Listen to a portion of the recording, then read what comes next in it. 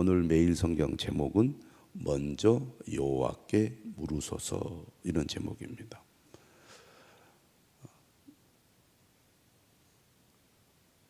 북이스라엘과 아람은 늘 국경을 두고 늘 항상 격전을 벌일 수밖에 없는 위치에 있었기 때문에 북이스라엘과 아람은 자주 전쟁이 일어났습니다. 그런데 오늘 본문을 보니까 3년 동안 전쟁이 없었습니다. 하지만 북이스라엘과 남유다가 동맹을 맺고 본래 그들의 땅이었던 길르앗 라못을 다시 회복하려고 계획을 세우는 것을 보게 됩니다. 여호사밧의 아들이 여호람인데 아합의 딸과 결혼을 시키게 되죠. 그러니까 북이스라엘 왕과 남유다 왕이 사돈관계가 됩니다. 나라가 둘로 분단되었지만 이런 관계 속에서 동맹을 맺게 되는데 결국 이 전쟁으로 인해서 아합 왕은 전사하게 됩니다. 길르앗 라못이 어떤 곳이냐? 요단 동편 길르앗 지방의 중심 도시죠. 이스라엘이 가나안을 정복하면서 요단 동편도 차지하게 되잖아요. 그곳의 중심 도시가 라못입니다. 비옥한 고원 위에 건설된 도시인데요. 상업, 군사, 교통의 요지였습니다. 그런데 그 땅을 아람이 차지했는데 우리가 20장에서 보았듯이 아람과 이스라엘의 전투가 있었잖아요. 그때 아람 왕 벤하닷이 선조들이 빼앗은 성읍들을 돌려주겠다고 약속을 했는데 실제로는 돌려주지 않고 있었던 것 같습니다. 그래서 유다의 여호사밧 왕이 이스라엘 왕에게 제안을 합니다. 뭐라고 얘기를 하느냐? 3절에 보니까 이스라엘 왕이 그의 신하들에게 이렇게 얘기하죠. 길르앗 라못은 본래 우리의 것인 줄을 너희가 알지 못하느냐? 우리가 어찌 아람의 왕의 손에서 도로 찾지 아니하고 잠잠히 있으리요?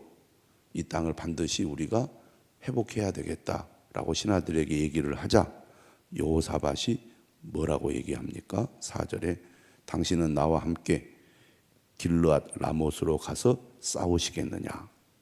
함께 우리가 연합해서 길르앗 라못을 다시 빼앗아 오자, 이렇게 얘기하는 거죠. 여호사밧이 뭐라고 말합니까? 나는 당신과 같고 내 백성은 당신의 백성과 같고 내 말들도 당신의 말들과 같으니이다. 우리는 한 피라는 얘기죠. 한 민족이라는 얘기입니다. 금방이라도 통일이 될 것 같은 분위기입니다. 이렇게 사돈관계를 맺고 동맹을 맺으니까 얼마나 힘이 되겠습니까? 그래서 전쟁을 우리가 일으켜서 저 땅을 차지합시다, 이렇게 이제 서로 의기투합하게 된 겁니다. 이때 5절에 보면 여호사밧이 이스라엘 왕에게 이렇게 얘기합니다.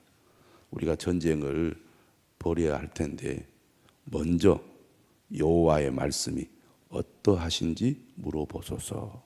그러니까 이 전쟁은 이제 북이스라엘 땅을 차지하려는 전쟁이니까 이 북이스라엘이 길르앗 라못을 차지하기 위해서 남유다 왕 여호사밧이 참여하는 전쟁이잖아요. 어떤 면에서 전쟁의 주체는 북이스라엘이니까 북이스라엘 왕인 아합이 하나님께 물어보라는 얘기입니다. 하나님께 물어봅시다. 이 전쟁을 우리가 어떻게 해야 되는지. 하나님께 묻고 하나님의 허락을 받아서 전쟁을 하자는 얘기죠. 그래서 이스라엘 왕이 선지자 400명쯤을 모았습니다. 그리고 이렇게 묻는 거죠. 내가 길르앗 라못에 가서 싸우랴 말랴, 싸워야 되는지 싸우지 말아야 되는지를 선지자 400명, 많은 숫자죠. 400명의 선지자들을 모아서 물었습니다. 그런데 그들은 한결같이 이렇게 답변을 합니다. 올라가소서, 주께서 그 성읍을 왕의 손에 넘기시리이다. 하나님께서 그 땅을 차지하게 하실 것입니다. 다시 말하면 우리가 전쟁을 일으키면 반드시 승리할 것입니다. 이렇게 얘기를 하고 있어요. 그런데 여호사밧은 좀 못 믿었던 것 같아요. 여호사밧도 알 거 아닙니까? 남유다와 북이스라엘의 정서를, 또 신앙의 상태를 아니까 또 없습니까? 라고 물어요. 이 사람들 말고 다른 선지자는 없습니까? 그때 이스라엘 왕이 뭐라고 얘기하냐면, 미가야라는 선지자가 있는데 그는 나에게 좋은 일은 예언하지 않고 꼭 흉한 일, 나쁜 일만 예언해 하기 때문에 내가 그를 미워합니다. 그 사람 말은 듣고 싶지 않다는 거죠. 아방은 자기에게 듣기 좋은 소리를 하는 사람들의 조언만 들으려고 했지, 자신에 대해서 비판하는 말을 하는 선지자의 예언은 듣고 싶지 않았던 겁니다. 그런데 여호사밧이 뭐라고 말합니까? 왕은 그런 말씀을 마소서. 그러니까 아닙니다. 좋은 얘기만 들으면 안 됩니다. 이렇게 얘기를 해서 어쩔 수 없이 미가야를 부르게 됩니다.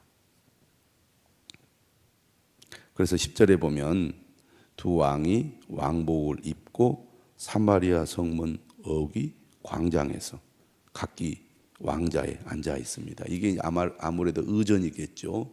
주로 토론을 하거나 재판을 어디에서 많이 했습니까? 성문 광장에서 많이 했습니다. 왜냐하면 그곳이 사람들이 왕래하는 곳이었기 때문이죠. 그래서 모든 선지자가 그들의 앞에서 예언을 합니다. 그런데 11절에 보면 시드기야라는 사람이 있죠. 자기를 위하여 철로 뿔들을 만들어 이렇게 얘기를 합니다. 여호와의 말씀이 왕이 이것들로 아람 사람을 찔러 진멸하리라, 이렇게 얘기를 하죠. 그러니까 당시 선지자들은 말로만 하는 게 아니라 어떤 사물을 만들어 가지고 눈에 보이도록, 알아듣도록 그렇게 어떤 메시지를 전했던 것 같습니다. 그러니까 이 시드기야의 편을 들어서 12절에 보니까 다른 모든 선지자도 그와 같이 예언을 합니다. 길르앗 라못으로 올라가 승리를 얻으소서. 여호와께서 그 성읍을 왕의 손에 넘기시리이다. 어떻게 보면 이제 심리전이죠. 전쟁을 일으킬 때 사기를 진작하고 군인들이 야, 우리가 이 전쟁은 이길 수 있다, 이런 확신을 가지고 싸우도록 하기 위해서 왕의 생각을 지지하고 지원하는 이런 선지자 그룹들을 동원했던 것 같습니다. 문제는 이 400명의 선지자라는 사람들이 말이 선지자지 실제로 하나님의 말씀을 듣고 하나님의 뜻을 전하는 사람이 아니라 왕의 편에 서서 왕이 듣기 좋은 소리만 하는 사람이었다는 겁니다. 그러니까 아무리 사람이 많아도, 그 수가 많다 할지라도, 그리고 그들이 똑같은 소리를 한다고 해서 그것이 하나님의 뜻이나 말씀은 아니라는 겁니다. 우리는 보통 다수결의 원칙을 따라서 대다수가 어떤 동일한 얘기를 하면 아, 그것이 하나님의 뜻이겠구나, 이렇게 생각하기가 쉽잖아요. 그런데 오늘 이 사건은 결코 다수가 옳은 생각이고 하나님의 뜻이라고 말할 수 없다고 얘기를 하는 거예요. 드디어 이제 미가야라는 선지자가 등장을 합니다. 그래서 뭐라고 얘기합니까? 여기 보니까 압력을 넣는 사람이 있어요. 13절에 미가야를 부르러 간 사신이 이렇게 말합니다. 선지자들의 말이 하나같이 왕에게 길하게 하니, 다 왕에게 좋은 말만 하는 거예요. 우리가 지금 다 하나가 되었다는 거죠. 청하건대 당신의 말도 그들 중 한 사람의 말처럼 길하게 하소서. 이렇게 압력을 넣는 사람이 항상 있습니다. 당신도 딴소리 하지 말아라. 우리가 다 지금 하나가 되어서 이 전쟁을 지금 벌이려고 한다. 지금 명분도 있는 전쟁이고 반드시 이겨야 할 전쟁인데 여기서 당신이 초치는 소리 하면 안 된다. 이렇게 지금 압력을 넣었죠. 사신이 왕의 명령을 따라서 이런 말을 한 것인지, 알아서 왕이 듣기에 좋은 소리를 하라고 압력을 넣는 건지는 알 수 없겠지만, 사신은 왕의 의중을 알고 이렇게 압력을 넣겠죠. 그런데요, 미가야가 뭐라고 합니까? 14절에 여호와께서 살아계심을 두고 맹세하노니 여호와께서 내게 말씀하시는 것 곧 그것을 내가 말하리라. 나는 무슨 일이 있어도 왕이 듣기 좋은 소리 할 수 없습니다. 오직 하나님께서 내게 말씀하신 대로만 나는 말하겠습니다. 이게 선지자죠. 모든 사람이 다 이긴다 이렇게 얘기해도 만약에 하나님께서 진다 이렇게 말씀하시면 나는 그렇게 말하겠습니다. 왕이 자기를 죽인다 할지라도, 모든 사람들이 자신을 비난하고 욕한다 할지라도 나는 하나님의 말씀만을 전하겠습니다. 이것이 선지자라는 것입니다.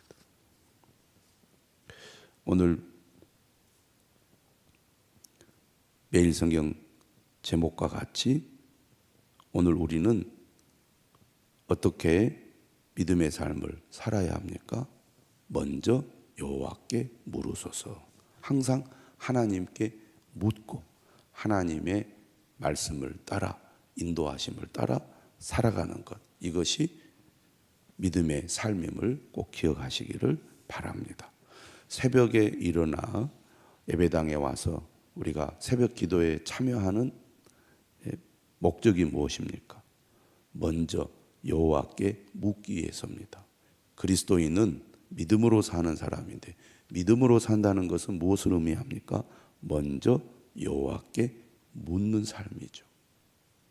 그러면 오늘 우리는 어떻게 하나님께 묻고 하나님의 말씀을 따라 살아갈 수 있습니까? 당시 구약 시대에는 경전이 없었기 때문에 하나님의 말씀을 분별하기가 쉽지 않았습니다. 그러나 지금은 우리에게 완성된 하나님의 말씀인 성경이 있죠.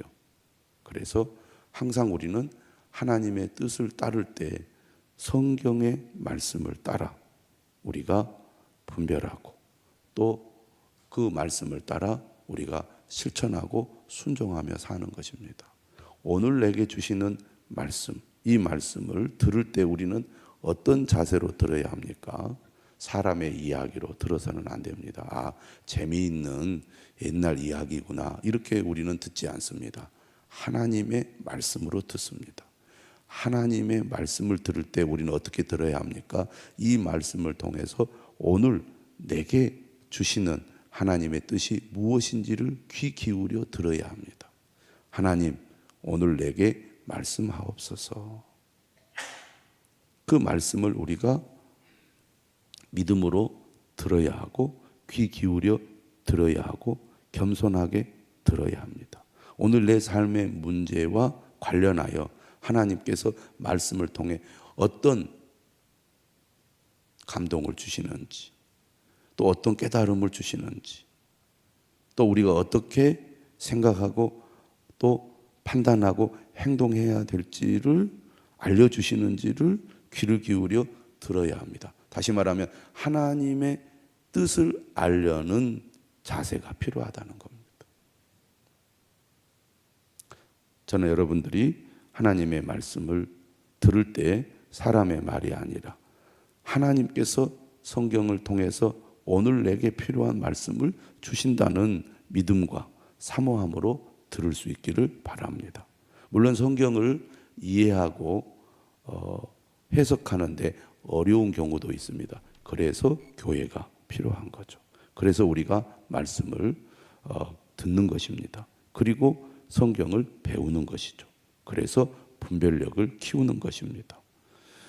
저는 여러분들이 오늘 매일 성경의 제목처럼 먼저 하나님께 묻는 그런 자세를 꼭 가지시기를 바랍니다. 그래서 날마다 하나님의 말씀의 인도를 따라 우리가 살아갈 수 있기를 바랍니다. 가정에서, 일터에서, 또 인간관계 속에서 우리가 해결해야 될 여러 가지 삶의 문제들을 하나님의 뜻이 무엇인지 묻고 분별하여 우리가 선택하고 결정하고 행동할 때 반드시 하나님의 은혜와 도우심을 받게 될 줄로 믿습니다.